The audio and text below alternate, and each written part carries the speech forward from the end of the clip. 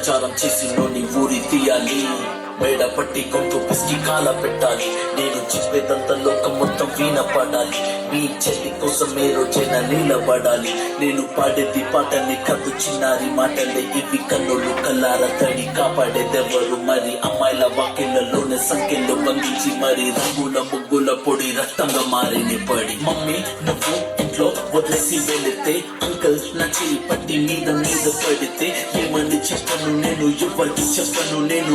మీరే నేర్పించారు పెద్దోళ్ళు దేవుళ్ళు అని, ఎందుకు మమ్మీ పుట్టించాడు డాడీ నన్ను? అసలు వినాలనుకున్న నేను చందమామ కథలు, ఆడపిల్ల బాధలన్నీ చెప్పుకునే బదులు పుట్టగానే చంపేస్తుంటే తప్పుతుండే ఉసురు. చిన్న బట్టలు వేసుకుంటే చంపేయాలా, ఇంకెన్ని రోజులు దాచుకుంట ప్రాణం ఇలా? నేను చదువుకోవాలా లేదా బడికెళ్ళాలా? న్యూస్ పేపర్ మెయిన్ స్టోరీ అయిపోయా నివాలా.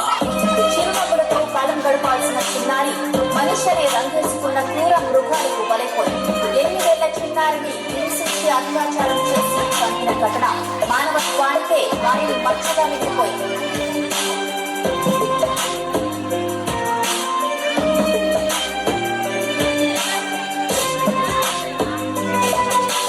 విలేజ్ పిల్లాన్ని కాలేజీకి వెళ్ళాను, డిస్టింక్షన్ కొట్టేసి డిస్ట్రిక్ట్ లో దాటాను. సిటీకి రాగానే సిటీలు కొట్టారు, నల్లగున్నానని నేను నవ్వుల పాలయ్యాను. తల మీద చీవేసి దీవించి గురువులు నడు మీద చీవేసి కోరారు పరుపులు. చిక్క పిల్లలాగా నేను తీశాను పరుగులు, చనిపోయిన కూర మీద పడ్డారు పురుగులు. ఏదో సాధిద్దామని క్లాసెస్ కి వెళ్తే ఓ వ్యక్తిలో పడుతున్నా వెంట పడనే, చిన్న చూపు చూసి నా చున్నీ లాగాడు.